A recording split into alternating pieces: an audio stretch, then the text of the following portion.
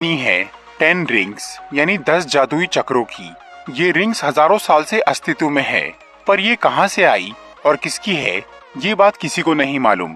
इन rings में बहुत सी powers है और इन्हें किसी भी हथियार की तरह इस्तेमाल किया जा सकता है। इसके अलावा इन्हें पहनने वाले इंसान की उम्र भी नहीं बढ़ती, मतलब एक तरह से वो अमर बन जाता है। इन रिंग्स को सिर्फ वही इस्तेमाल कर सकता है जो कि बहुत ताकतवर और होशियार है। लगभग 1000 साल पहले ये रिंग्स वेनवू नाम के एक चाइनीज आदमी को मिली, और क्योंकि वेनवू उन रिंग्स के काबिल था इसीलिए वो उसकी शक्ति का इस्तेमाल कर पाया। पर उसने इस ताकत का सही इस्तेमाल करने की बजाय इससे पूरी दुनिया पर कब्जा करना शुरू कर दिया। वेनवू ने अपनी एक आर्मी बनाई थी जिसका नाम था 10 रिंग्स। उसकी मदद से उसने सदियों तक पूरी दुनिया पर अपनी हुकूमत फैलाई, लेकिन बाद में उसका इस सब से दिल भर गया और अब उसे चमत्कारों और जादुई शक्तियों में दिलचस्पी आने लगी। इसीलिए वेनवू ने माइथोलॉजी की स्टडी करना शुरू किया। फिर 1996 में उसे टालो नाम की एक जगह के बारे में पता चला। टालो एक दूसरा डायमेंशन है जहाँ पर बहुत से रहस्यमय जानवर है और वो जगह जादुई शक्तियों से भरी है। वेनवू ने इस दुनिया में तो अपनी पकड़ काफी मजबूत कर ली थी और अब वो टालो पर भी कब्जा करना चाहता था। इसीलिए उसने उस जगह की काफी रिसर्च की। फिर एक दिन वो अपने कुछ साथियों के साथ टालो जाने के लिए निकल पड़ा। टालो का रास्ता एक जादुई जंगल के उस पार था। कोई भी आम इंसान उस जंगल को पार नहीं कर सकता था, क्योंकि वो एक जिंदा जंगल था जो कि एक भूल भुलैया की तरह था और वो टालो की तरफ बढ़ने वालों को मार डालता था। जब वेनवू अपने साथियों के साथ उस जंगल में गया तब उस जंगल ने उनकी गाड़ियों पर हमला कर दिया, जिससे उसके सभी साथी मारे गए, लेकिन वेनवू अपनी रिंग्स की वजह से बच गया। फिर वो किसी तरह उस जंगल को पार करता हुआ टालो के प्रवेश द्वार तक पहुंच जाता है। वहां पर उसे यिंगली नाम की एक औरत मिलती है जो कि टालो की गार्डियन थी। वेनवू जब टालो में घुसने की कोशिश करता है तो यिंगली उससे लड़ना शुरू कर देती है। वेनवू अपनी रिंग से उस पर हमला करता है, लेकिन फिर भी वो यिंगली को हरा नहीं पाता, क्योंकि टालो में रहने वाले सभी लोगों के पास जादुई शक्तियां थी और यिंगली तो एक बहुत ही ताकतवर योद्धा भी थी। उसने अपनी शक्तियों से न सिर्फ वेनवू को अच्छी टक्कर दी, बल्कि उसकी रिंग्स को भी अपने काबू में कर लिया और वेनवू को हरा दिया। लेकिन यिंगली ने उसे जान से नहीं मारा और वेनवू भी उससे नाराज नहीं हुआ, क्योंकि वो दोनों एक दूसरे को पसंद करने लगे थे। इसके बाद वेनवू ने उस जंगल में आना जाना शुरू कर दिया और वो यिंगली के साथ वक्त बिताने लगा। अब उन दोनों को एक दूसरे से प्यार हो गया था और उन्होंने शादी करने का सोच लिया था। पर टालो के लोगों को उनका ये रिश्ता पसंद नहीं आया। यिंगली चाहती थी कि वो वेनवू के साथ टालो में ही रहे, लेकिन वहाँ के लोगों ने वेनवू की बुराइयों की वजह से उसे वहाँ आने नहीं दिया। इसीलिए यिंगली टालो को छोड़कर वेनवू के साथ चाइना चली गई और उसने उससे शादी कर ली। टालो को छोड़ने की वजह से यिंगली की शक्तियाँ भी चली गई और यिंगली की अच्छाइयाँ देखकर वेनवू ने अपने सारे बुरे काम बंद कर दिए, यहाँ तक कि उसने अपनी रिंग्स भी उतार कर रख दी।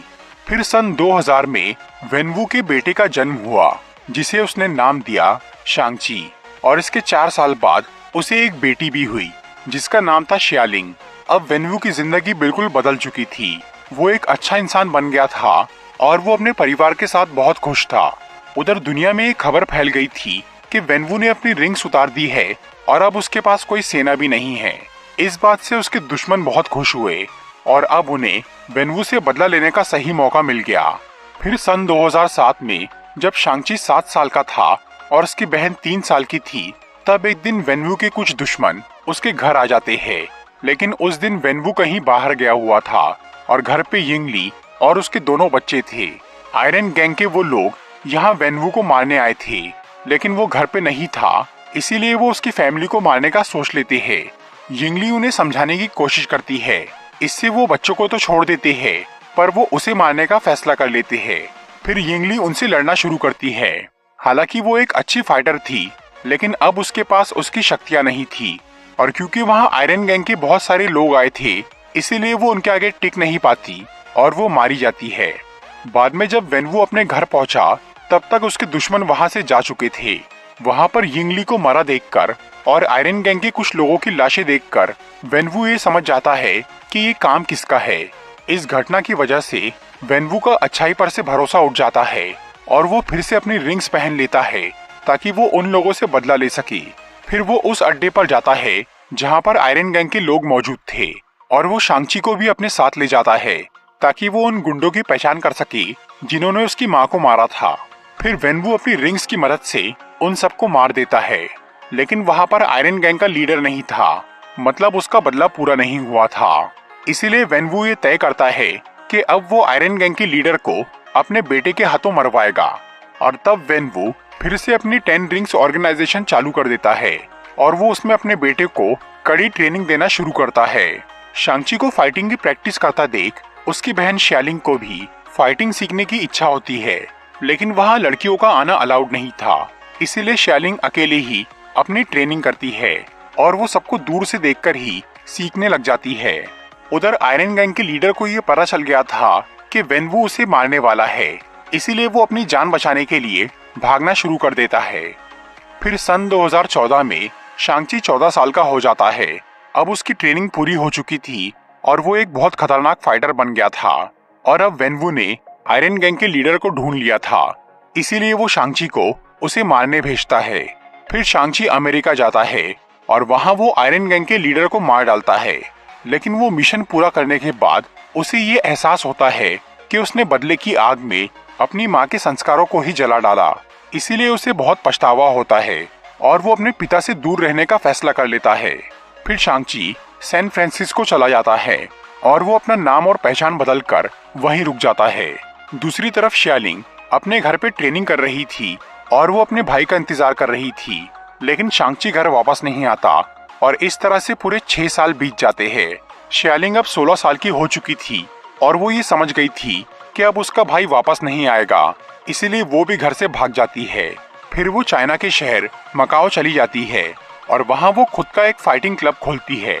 उधर वेनवू को ये पूरी खबर थी कि उसके बच्चे कहाँ हैं और क्या कर रहे हैं। वो उन्हें जबरदस्ती घर वापस ला सकता था, पर वो उन्हें अपनी मर्जी से जीने का मौका देता है। फिर सन 2024 में वेनवू के साथ एक अजीब घटना घटती है। उसे अचानक अपनी बीवी की आवाज सुनाई देने लगती है। यिंगली की वो आवाज उसे ये बताती है कि वो अभी भी जिंदा है और टालो के लोगों ने उसे कैद करके रखा है। वो आवाज उसे मदद के लिए पुकार रही थी। ये सब सुन के वेनवू ये मान लेता है कि टालो के लोगों ने यिंगली को सजा देने के लिए उसे कैद किया है, क्योंकि उसने सबके खिलाफ जाकर वेनवू से शादी करी थी। उस आवाज की बातें सच मानकर वेनवू टालो में जाकर यिंगली को आजाद करने का फैसला कर लेता है, पर अपनी पूरी आर्मी के साथ उस जादुई जंगल को पार करना और टालो में घुसना बेहद मुश्किल था। इसलिए वेनवू वहां जाने का आसान तरीका ढूंढने लग जाता है और तब उसे उन लॉकेट की याद आती है जो कि यिंगली ने शांची और श्यालिंग को दिए थे। वो लॉकेट यिंगली अपने साथ टालो से लेकर आई थी। वो असल में मैजिकल लॉकेट थे जिन्हें एक ड्रैगन की मूर्ति पर लगाने से टालो का रास्ता सामने आता था। टालो में घुसने के लिए वेनवू को उन लॉकेट्स की जरूरत थी, पर वो लॉकेट उसके बच्चों के पास थे और उसके बच्चे घर से भाग चुके थे। वेनवू न सिर्फ उन लॉकेट को हासिल करना चाहता था, बल्कि वो अपने बच्चों को भी घर वापस लाना चाहता था ताकि उसकी बीवी के लौटने पर पूरी फैमिली एक हो सके। इसीलिए वो शांची को श्यालिंग के नाम से एक पोस्ट कार्ड भेजता है और वो उस कार्ड में ऐसा लिखता है कि श्यालिंग उसे मकाओ में मिलने बुला रही है, ताकि शांची भी मकाओ पहुंच जाए और वो वहां जाकर उन दोनों को घर वापस ला ले। दूसरी तरफ शांची इस सब से बिल्कुल अनजान था। उसे अब घर छोड़े 10 साल हो गए थे और वो अपनी पढ़ाई पूरी करके एक छोटी सी नौकरी कर रहा था। जब उसे श्यालिंग के नाम का पोस्ट कार्ड मिलता है तो वो उसे इग्नोर कर देता है और इस तरह से कुछ दिन बीत जाते हैं। मतलब वेनवू का वो प्लान फेल हो गया था। इसीलिए अब वो अपने कुछ आदमियों को शांची का वो लॉकेट छीनने सैन फ्रांसिस्को भेजता है। उधर जब शांची अपनी फ्रेंड केटी के साथ एक बस से कहीं जा रहा था, तब उस पर 10 रिंग्स के आदमी हमला कर देते हैं। शांची उनसे लड़के उन्हें भगा तो देता है, पर वो लोग उसका लॉकेट छीनने में कामयाब हो जाते हैं। इसके साथ ही लड़ाई के दौरान एक आदमी ने शांची को ये बोल दिया था कि वो लोग उसकी बहन के पास भी जाएंगे। इसी वजह से शांची मकाओ जाने का सोच लेता है ताकि वो अपनी बहन को बचा सके, और यही वेनवू का नया प्लान था, शांची को मकाओ लाने का। फिर जब शांची मकाओ जाने लगता है तो उसकी फ्रेंड केटी भी उसके साथ वहां जाती है और तब शांची केटी को अपनी पूरी असलियत बता देता है। फिर वो दोनों मकाओ पहुंचकर श्यालिंग के फाइट क्लब में जाते हैं और वहां जब शांची अपनी बहन से मिलता है तो श्यालिंग पहले उस पर बहुत गुस्सा होती है, क्योंकि वो उसे अकेला छोड़कर घर से भाग गया था। बाद में जब शांची अपनी बहन से उस पोस्ट कार्ड के बारे में पूछता है, तब उसे पता चलता है कि वो कार्ड शालिंग ने उसे नहीं भेजा था। और तभी उस क्लब पर 10 रिंग्स के बहुत सारे आदमी हमला कर देते हैं। शांग-ची और शालिंग उनसे लड़ने की कोशिश करते हैं, लेकिन वो लोग शालिंग का लॉकेट छीन लेते हैं। और तब वेनवू उनके सामने आता है और वो शांग-ची, केटी और शालिंग को वापस अपने घर लेकर चला जाता है। वहाँ वेनवू ने ये बताता है कि उसे यिंगली की आवाज सुनाई दे रही है और वो उसे मदद के लिए पुकार रही है। फिर वो उन लॉकेट का इस्तेमाल करके टालो का जादुई नक्शा बनाता है और बोलता है कि टालो में जाने का वो खास रास्ता साल में सिर्फ एक बार एक फेस्टिवल के दिन खुलता है और वो फेस्टिवल 3 दिन बाद ही था। इसीलिए वेनवू ने ये तय किया था कि वो उस दिन अपनी फौज के साथ टालो में जाएगा और अगर वहाँ के लोगों ने उसका विरोध किया तो वो सबको मार देगा। शांग-ची को ये सब बातें बेकार लग रही थी कि उसकी माँ जिंदा है और कैद में है, इसीलिए वो अपने पिता को टालो में हमला करने से मना करता है। इससे वेनवू बहुत गुस्सा हो जाता है और वो शांग-ची, शालिंग और केटी को एक तहखाने में बंद कर देता है। उस तहखाने में उन्हें ट्रेवर स्लेटरी मिलता है। ट्रेवर वही एक्टर था जिसने कुछ साल पहले 10 रिंग्स का लीडर बनने की एक्टिंग की थी और ये बात वेनवू को पसंद नहीं आई थी। इसीलिए ट्रेवर के गिरफ्तार होने के बाद 10 रिंग्स के आदमी उसे चाइना लेकर चले गए थे ताकि वेनवू उसे मार सके। लेकिन जब उसे मारा जाने वाला था तब ट्रेवर ने अपने एक्टिंग से 10 रिंग्स के लोगों का दिल जीत लिया। इस वजह से वेनवू ने उसकी जान बख्श दी और उसे अपने मनोरंजन के लिए वहीं रख लिया। जब शांग-ची, शालिंग और केटी उससे मिलते हैं तो ट्रेवर उन्हें अपने बारे में बताता है और वो उन्हें मॉरिस से मिलवाता है। मॉरिस टालो का एक जादुई प्राणी था जिसे वेनवू ने कुछ साल पहले टालो के बाहर के जंगल से उठाया था। उस तहखाने में रहते रहते मॉरिस और ट्रेवर दोस्त बन गए थे और ट्रेवर उसकी भाषा समझने लग गया था। जब मॉरिस शांग-ची और शालिंग को देखता है तो वो समझ जाता है कि वो दोनों यिंगली के बच्चे हैं और उन्हें देखते ही उसे अपने घर की याद आती है। इसीलिए वो ट्रेवर को बोलता है कि वो टालो में जाने का एक खुफिया रास्ता जानता है। इसी दौरान शालिंग ने उस तहखाने से भागने का तरीका ढूंढ लिया था, इसीलिए वो सब वहाँ से निकल के टालो जाने का फैसला करते हैं ताकि वो वेनवू से पहले वहाँ पहुँच के सबको सावधान कर सके। फिर वो सब 10 रिंग्स के लोगों से बचते हुए वहाँ से भाग जाते हैं और वो उस जादुई जंगल के बाहर पहुँच जाते हैं। वहाँ मॉरिस उन्हें उस भूल भुलैया से निकलने का रास्ता बताता है और वो उस जंगल को पार करके टालो के अंदर पहुँच जाते हैं। वहाँ पर उन्हें यिंगली की बहन यिंगनान मिलती है जो कि अपने भांजे और भांजी का स्वागत करती है।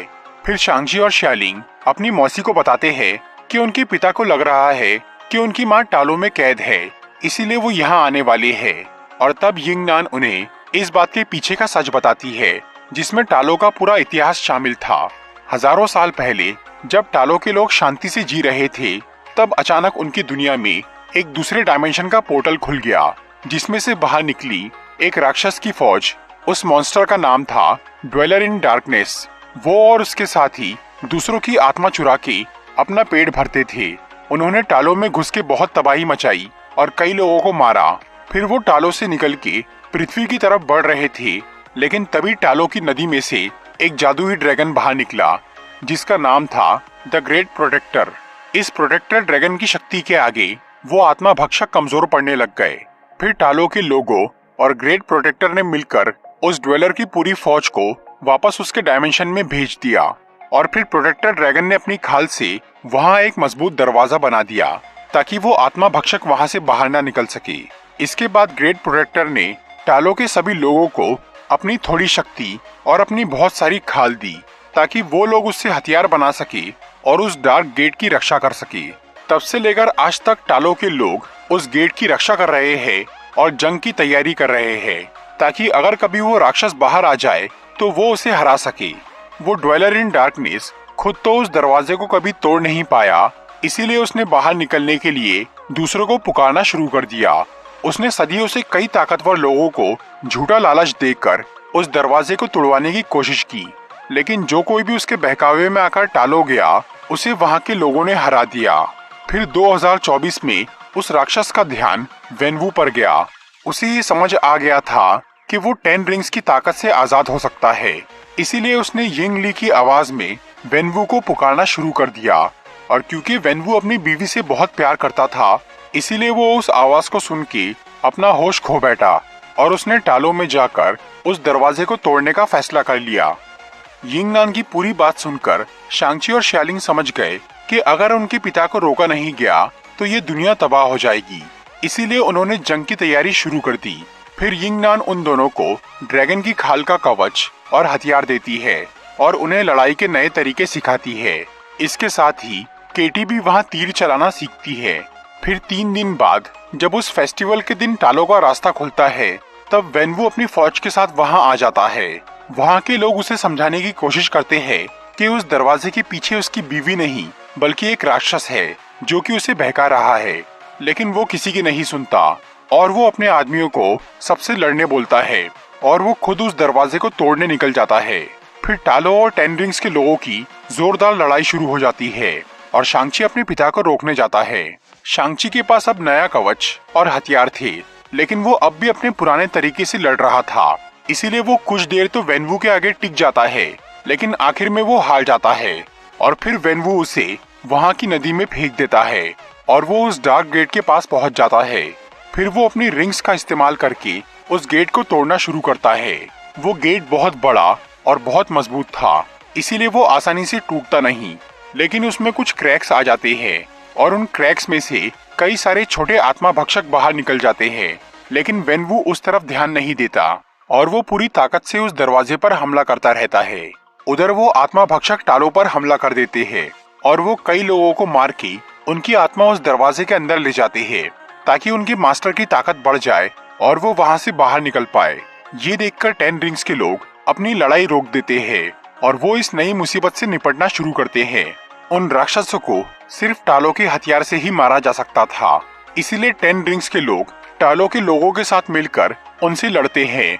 दूसरी तरफ शांगची उस नदी में डूब रहा था और वो मरने ही वाला था, लेकिन तभी द ग्रेट प्रोटेक्टर उस नदी में से बाहर आता है और वो शांगची को बचा लेता है। फिर वो ड्रैगन सबके साथ मिलकर उन राक्षसों को मारना शुरू करता है और शांगची अपने पिता को रोकने चला जाता है। इस बार शांगची अपनी मौसी के सिखाए हुए उस तरीके से लड़ता है जैसे उसकी माँ लड़ा करती थी। इससे वो न सिर्फ वेनवू को अच्छी टक्कर देता है बल्कि वो उसकी 5 रिंग्स को भी अपने काबू में कर लेता है। फिर वो दोनों बाप बेटे 5-5 रिंग्स का इस्तेमाल करके आपस में लड़ते हैं, लेकिन आखिर में शांगची पूरी 10 रिंग्स को अपने काबू में कर लेता है और वो उससे वेनवू को मारने ही वाला होता है, लेकिन फिर वो प्यार की खातिर रुक जाता है और वो उन रिंग्स को अपने पिता को लौटा देता है और उन्हें दोबारा समझाता है कि वो उस गेट को ना तोड़े। लेकिन तब तक बहुत देर हो चुकी थी। अब वो गेट काफी कमजोर हो गया था और ड्वेलर इन डार्कनेस बहुत ताकतवर बन गया था, इसीलिए वो गेट तोड़कर बाहर निकल जाता है और तब वेनवू को अपनी गलती का एहसास होता है। फिर वो ड्वेलर शांगची पर हमला करता है, लेकिन वेनवू उसे बचा लेता है। पर तभी वो राक्षस पीछे से उसे पकड़ लेता है और उसकी आत्मा निकालना शुरू कर देता है और तब मरते मरते वेनवू अपनी रिंग्स शांगची को दे देता है।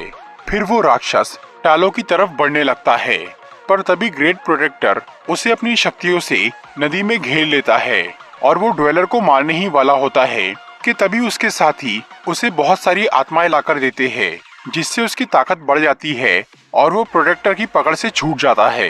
फिर ड्वेलर प्रोटेक्टर को ही पकड़ लेता है और वो उसकी आत्मा निगलना शुरू कर देता है। अगर वो ड्रैगन की आत्मा छीन लेता तो उसे हराना नामुमकिन हो जाता, लेकिन तभी केटी दूर से ही ड्वेलर के गले पर एक तीर मार देती है, जिसकी वजह से प्रोटेक्टर आजाद हो जाता है और वो फिर से ड्वेलर को पानी में कैद कर देता है।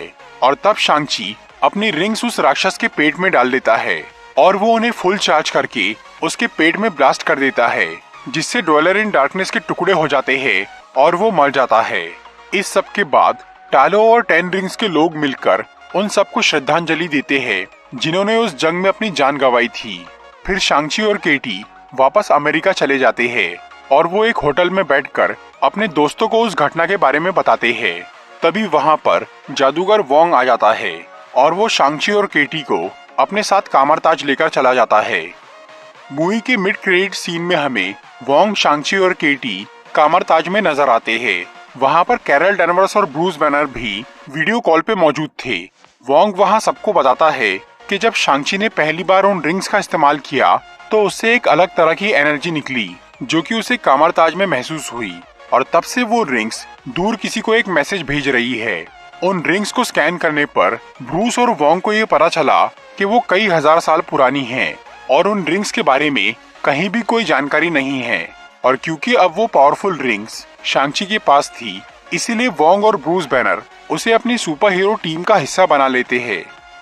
मूवी के पोस्ट क्रेडिट सीन में हमें शियालिंग दिखती है, जो कि अपने भाई को ये बोल के चाइना गई थी कि वो 10 रिंग्स ऑर्गेनाइजेशन को बंद करने जा रही है, लेकिन अब वो खुद उस ऑर्गेनाइजेशन की नई लीडर बन गई थी और उसने वहां पर लड़कियों को भी ट्रेनिंग देना शुरू कर दिया था और वो एक नए तरीके से अपने पिता के काम को आगे बढ़ा रही थी। तो दोस्तों, ये थी Shang-Chi and the legend of the 10 rings movie की एक्सप्लेनेशन वीडियो। अगर आपको ये वीडियो अच्छी लगी हो तो इसे लाइक और शेयर जरूर करिए।